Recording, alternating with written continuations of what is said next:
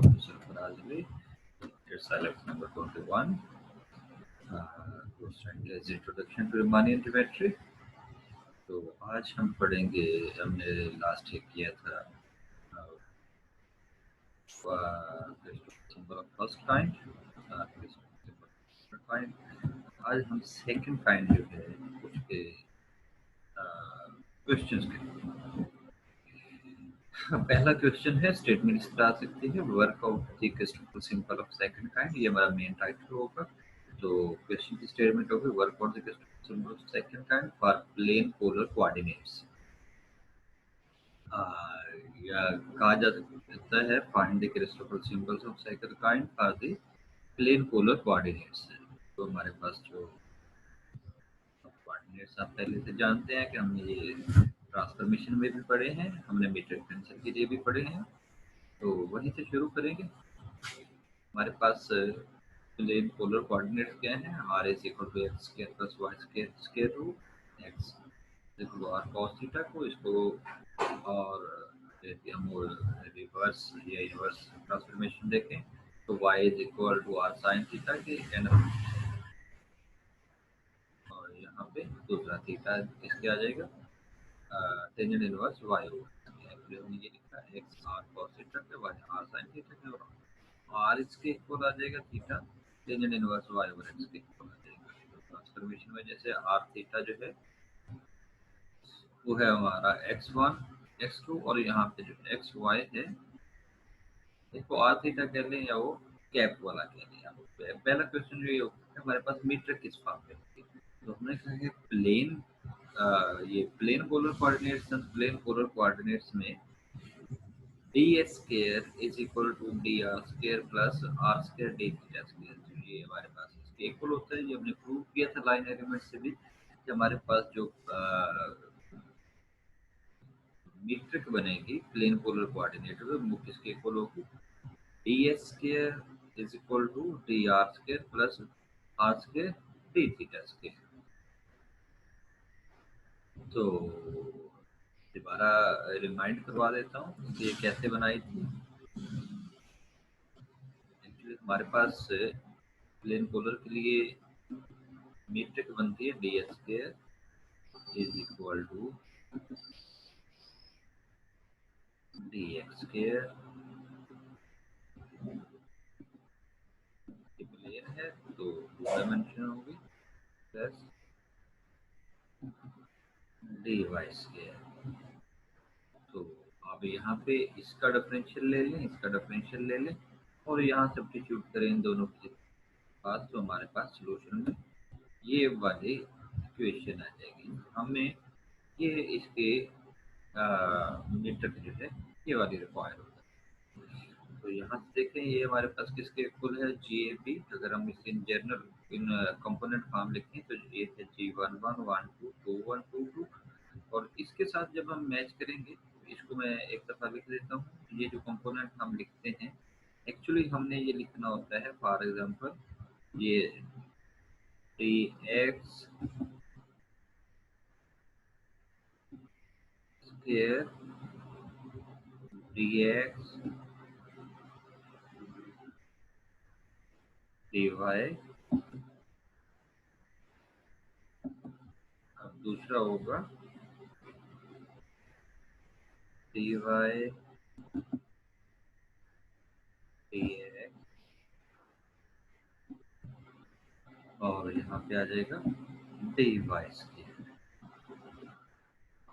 हमने इनके कोफिशिएंट्स लिखने हैं, तो इन कोफिशिएंट्स के हिसाब से हमारे पास ये जो टर्म है ये वन, यहाँ पे इसके में ये आर के टर्म है, ये थीटा की, तो ये कोफिशिएंट हमारा वन आ गया।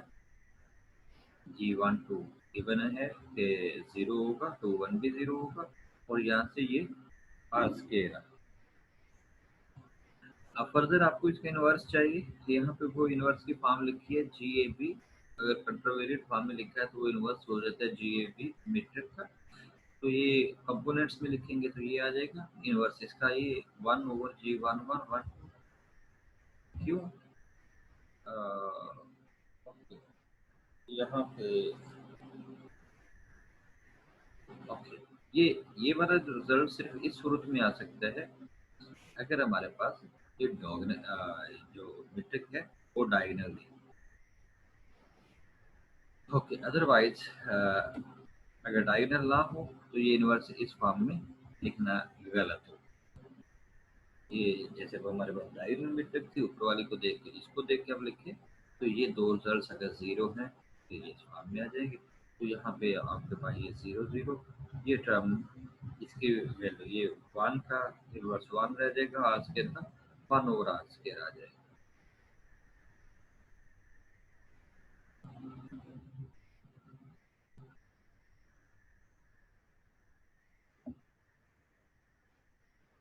ओके, तो अब हमें कितने क्रिस्टोफल सिंबल्स फाइंड करने हैं for plane polar coordinates we have to find. ये हमारे पास सारे अब ए बी सी जो है ये हमारे पास बनते कितने हैं, हमें वेरिएशन देनी है। वेरिएशन में क्या है, यहाँ पे अगर मैं हेड पे 1 रख लूँ, मैं इसको लिख के दे देता हूँ, इसे मैं दोबारा नोट करवा रहा हूँ, ये वाले या हम कहते हैं हम ए और बी सी की वेरिएशन देते हैं। मेरे पास मैं कहता हूँ फॉर एग्जांपल मैंने ए की वेरिएशन दी 1, दूसरी ये बी और सी ये दोनों एज इट इज, और ए के लिए दूसरा ऑप्शन क्या आएगा हमारा 2BC। ये वेरिएशन चेक करें। अब मैं बी और सी इसकी वेरिएशन भी 2 तक है। क्यों 2 तक है कि हमारे पास जो वेरिएबल है वो 2 है। अब मैं इसके एलिमेंट्स लिखता हूँ, ये हमारे पास क्या आ जाएगा, ये जब हेड पे 1 है मैं यहाँ पे कह देता हूँ फॉर एग्जाम्पल मैं बी को वेरिएशन दे देता हूँ, सी को फिक्स कर देता हूँ, और इसके मुताबिक यहाँ पे क्या आ जाएगा, ये 1 है, ये 2 और सी। अभी मैंने सिर्फ पहले एलिमेंट की थी। अब नेक्स्ट में अब मैं इस सी की वेरिएशन करता हूँ तो यहाँ पे ये क्या आ जाएगा, ये आपका 1 आ जाएगा, ये 1 होगा, सी के लिए यहाँ पे 1, और नेक्स्ट जो है तो आपका ये 1 होगा, ये 1 होगा, ये 2, और यहाँ पे आ जाए ये 1 होगा, ये 2, और ये फिर 1, सी की वेरिएशन 1, और फोर्थ एलिमेंट की है हमारा तो 1 2 2। तो इस तरह 4 एलिमेंट्स आ गए आपके पास यहाँ से। तो अब ये आपके पास 4 और इससे आ जाएंगे। इसका फार्मूला ये है कि एलिमेंट्स आने कितने हैं, ये होता है n की पावर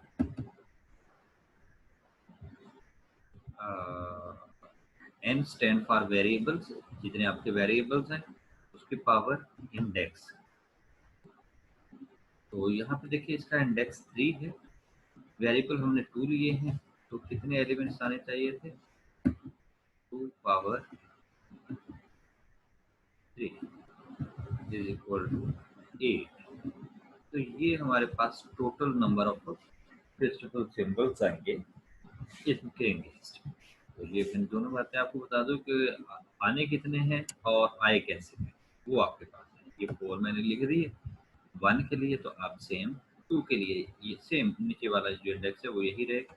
इसी तरह इसको मूव करके आप 2 इसके फाइंड करें। ओके, हाँ, तो अब फार्मूला है हमारे पास Christoffel symbol A B C 1 और 2, और ये सारा जो आप पहले से जानते हैं। आप इसी को अगर IJK के फॉर्म में लिखना चाहें तो वो भी लिख लें, लिख लें, ये लिख दें या ये लिख दें, it's okay, it's up to. अब उसके बाद हमने 4 फार्मूले किए थे कि अगर हमारे पास ये तीनों इंडेक्स इक्वल हो तो फिर रिजल्ट क्या बनता है। बजाय हम सारे सॉल्व करते रहे, हम डायरेक्ट वो जो 3 फार्मूले अभी पीछे करके आए हैं फार्मूले देखते हैं जो हमने स्लाइड 20 में किए थे कि अगर ये तीनों इंडेक्स इक्वल हों तो फिर क्या होगा। तो हमारे पास ये तीनों इंडेक्स इक्वल हो तो ये टर्म आ जाती थी जो राइट साइड थी 1/2 partial over partial X I log G I I. तो अब देखिए हमारे पास सिर्फ एक टर्म बना, चेक कर लेते हैं।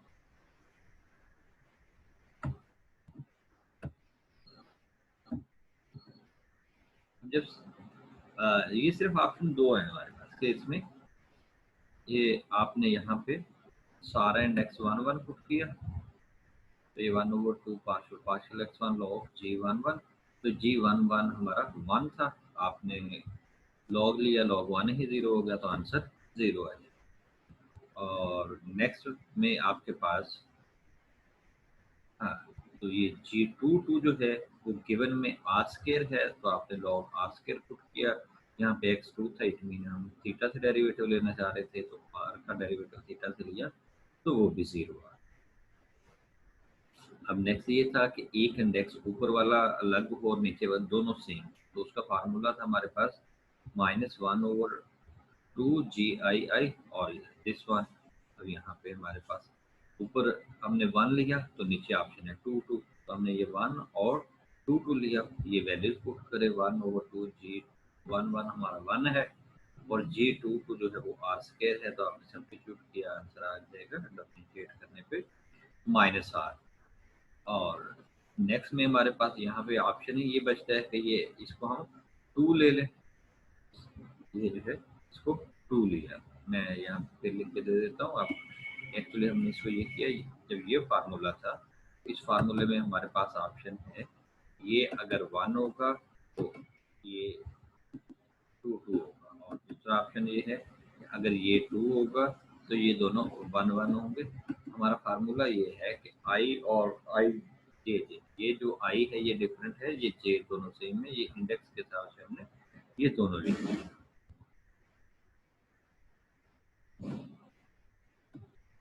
तो आपके पास ये एक एंट्री नॉन जीरो है।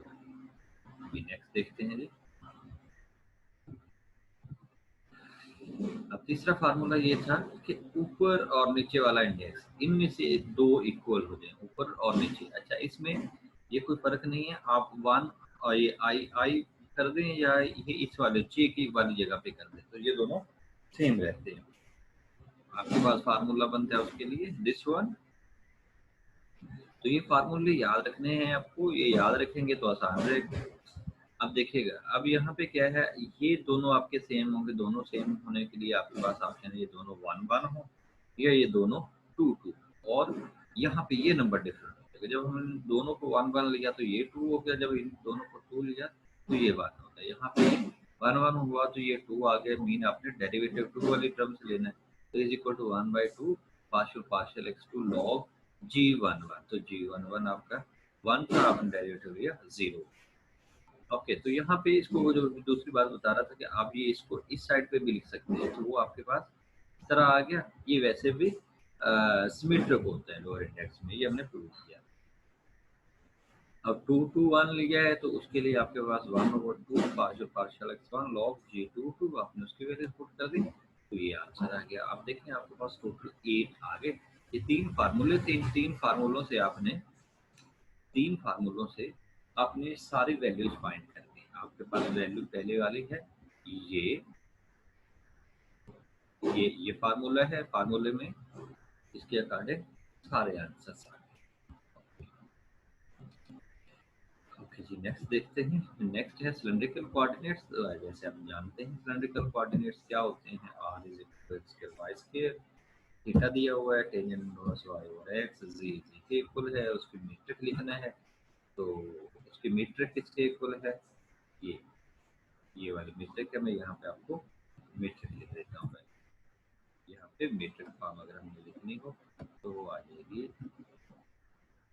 डी एस स्क्वायर, ये हमने वहाँ पे सॉल्व की है, d s square is equal to D R square plus are square D theta square plus d c square.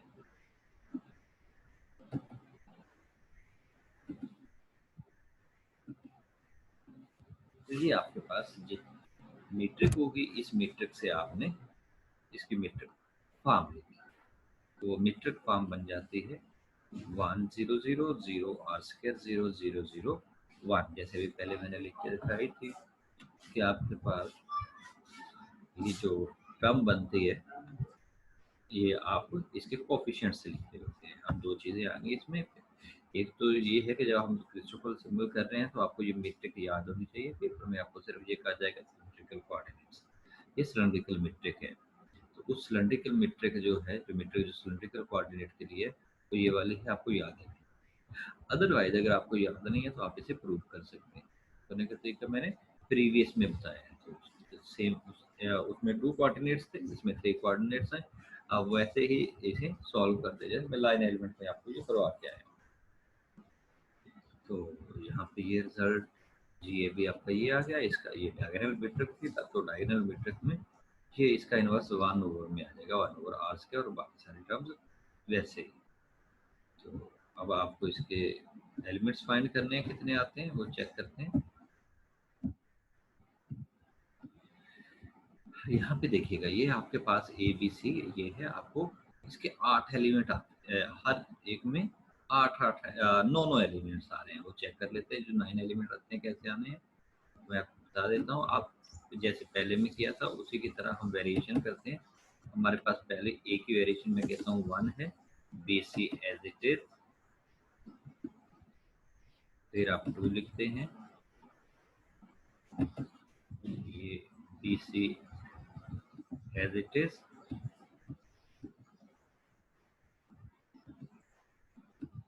फिर ये आप ए की वेरिएशन कर रहे हैं 3, और ये बी सी। तो जैसे पहले क्वेश्चन में करके आए हैं सेम वही काम इसमें करना है। ये आ जाएगा क्रिस्टोफर सिंबल में सिर्फ 1 वाले की कर रहा हूँ, मैं वेरिएशन दे रहा हूँ सिर्फ बी। तो बी की variation 1, C as it is,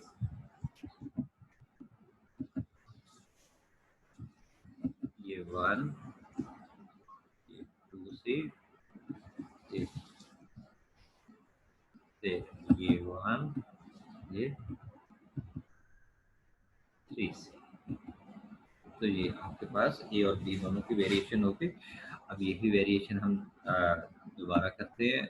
अब पहले एलिमेंट की कर रहा हूँ, वो है 1 से,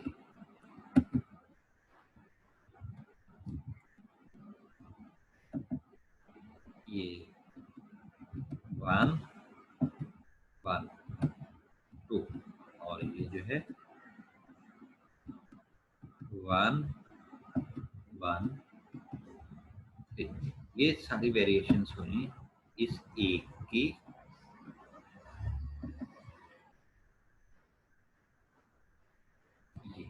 ये सारी इस एक की 3 वेरिएशंस हुई। अब ये आपका कंप्लीट। अब इसकी वेरिएशंस चाहिए। ये वेरिएशंस क्या है? 1 2 1 1 2 2, और इसकी क्या आ जाएगी? 1 2 3। सेम इसी तरह आप इसकी भी कर सकते हैं और इन दो भी कर सकते हैं। तो अब इनसे देखिए कितने हैं। ये पहले एलिमेंट से 3 आ गई, सेकंड से 3 आ गई, और थर्ड से 3 आ गई, तो ये 9 बन गए। अब टोटल कितनी बननी है? हमारे पास नंबर ऑफ वेरिएबल कितने हैं? 3। नंबर ऑफ इंडेक्स क्या है? 3। Answer will be 27। तो आपके पास कितने क्रिस्टोफर सिंबल आने हैं? 27। अब 27 क्रिस्टोफर सिंबल आपने फाइंड करना है। तो फार्मूला पुट कर दें अपना। ये फार्मूला है हमारे पास, Christoffel symbol A B C, और ये सारा ऐसे। फार्मूले के मुताबिक अब देखते हैं जी।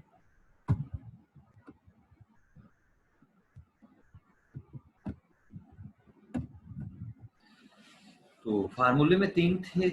पहला फार्मूला था हमारा, अगर ये तीनों इक्वल हो तो क्या क्या ऑप्शन है? ये 1 1 हो, 2 2 हो, और 3 3। तो आपने 1 1 2 2 3 3 पुट किया, और आपके सब में वो log 1 आर स्क्वायर ये जो भी मामला था वो सारा 0 हुआ। तो यहाँ पे एक चीज देखिएगा, अगर तीनों इंडेक्स सेम हो तो आपका जो क्रिस्टोफर सिंबल है वो 0 आता है। नेक्स्ट में आ जाए। दूसरा ये था कि ऊपर वाला और एक नीचे वाला, ये दो क्रिस्टोफर सिंबल सेम, तो फिर वो लॉग जी आई। ओके, यहाँ पे ये लॉग 2 दफा लिखा गया, ये कंपोजिंग मिस्टेक है, एक लॉग लिख दीजिए। ये सारी टर्म है वो कॉपी पेस्ट में आ गया, एक दफ़ा लॉग लिखना है, ये लॉग GII। तो आपके पास देखिएगा यहाँ पे 1 1 है, ये 1 2 आ जाएगा, 1 3 आ जाएगा, फिर 2 2 1, और ये जो आपने नंबर फाइंड किए उनके अकॉर्डिंग यहाँ पे सारे आंसर्स आ गए। ये एक नॉन जीरो आया, बाकी सारे जीरो। तो नेक्स्ट फार्मूला है, यहाँ पे ये दो सेम थे। अब अगर दोनों नीचे वाले सेम, अगर ये दोनों नीचे वाले सेम हो, ये जो हमारे पास लोअर इंडेक्स है ये सेम आ जाए, तो फिर आपके पास फार्मूले में ये रिजल्ट आ जाएगा। देखिए आपको टर्म क्या चाहिए, 1 2 2 आ जाएगी, 1 3 3 आ जाएगी, फिर 2 1 1 और 2 3 3, फिर 3 1 1 3 2। तो इनमें से सिर्फ ये एक नंबर जो है ये नाम से। तो अब ये है कि अगर ये तीनों नॉन इक्वल, तीनों इक्वल नहीं है, जब ये तीनों इक्वल नहीं है तो फिर इसमें सारे का इंडेक्स वैसे जीरो आता है, ये हमने प्रूव किया। तो ये आपके पास तरीकेकार था। नेक्स्ट आ जाइए, नेक्स्ट क्वेश्चन है फॉर स्फेरिकल पोलर कोऑर्डिनेट्स। तो स्फेरिकल पोलर कोऑर्डिनेट्स की पहले तो हमें मीट्रिक का पता होना चाहिए। ये कोऑर्डिनेट्स है, मीट्रिक अगर याद है तो ठीक है, नहीं याद तो मैं अभी लिख देता हूँ। ये मीट्रिक आ जाएगी आपके पास d² is equal to dr² plus r² d theta square plus r²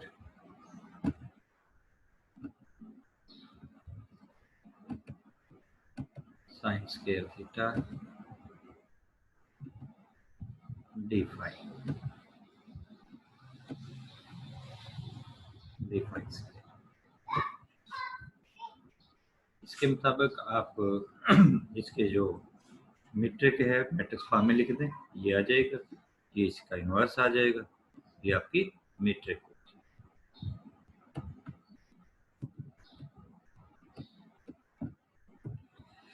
अब इसके भी सेम वैसे ही कोवेरिएंट उसके सिलेंड्रिकल कोऑर्डिनेट के लिए तरह जैसे सिलेंड्रिकल के किए थे, और फिर सेम इसमें स्फेरिकल के आ जाएंगे। तो यहाँ पे लिखना चाहिए था लाइक सिलेंड्रिकल कोऑर्डिनेट्स, जैसे उसमें हमने फाइंड किया था, स्फेरिकल कोऑर्डिनेट में भी वही आ जाएगा।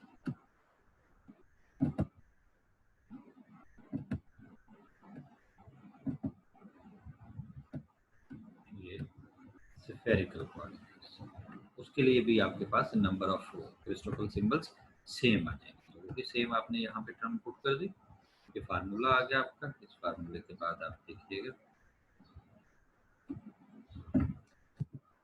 फार्मूला नंबर 1 पुट किया, अगर तीनों इंडेक्स सेम हो तो फिर आपके पास क्या आएगा, ये एक्चुअली वही से कॉपी पेस्ट है। तो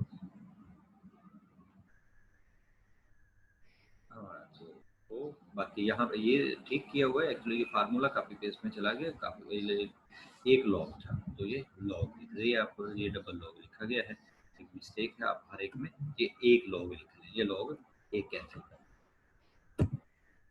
तो यहाँ पे भी सेम उसी तरह ये आपके पास है, इसके सारे आंसर्स आ जाएंगे। ये आपका क्रिस्टोफल सिंबल्स थे। अब ये क्रिस्टोफल सिंबल्स तो आपने कर लिए।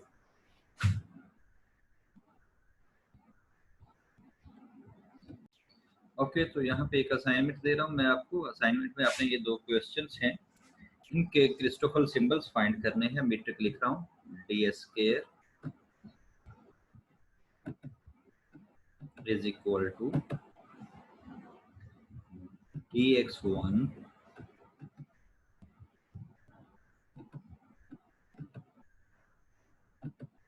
इसका square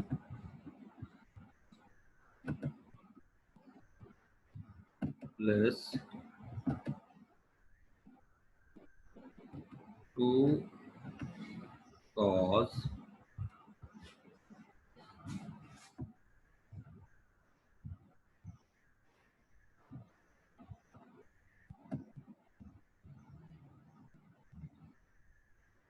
dx1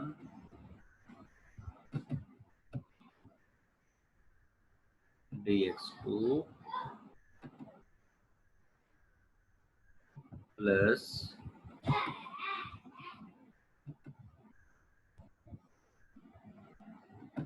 x1 square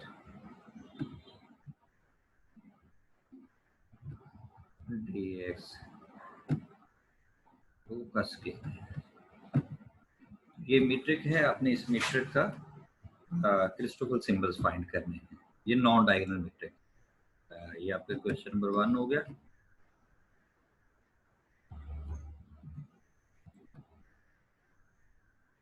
question number 2 होगा आपका सेम इसी तरह dx1 ds square is equal to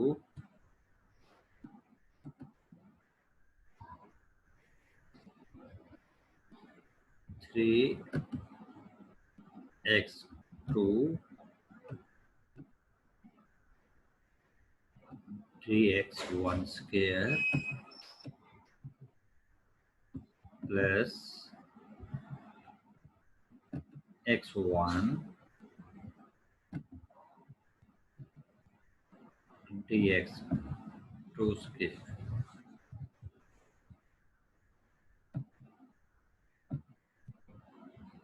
plus x1 x2 dx3 square।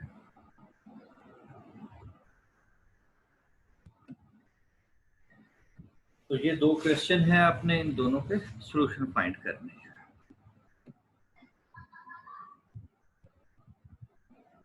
दोनों के क्रिस्टोफल सिंबल्स फाइंड करने हैं।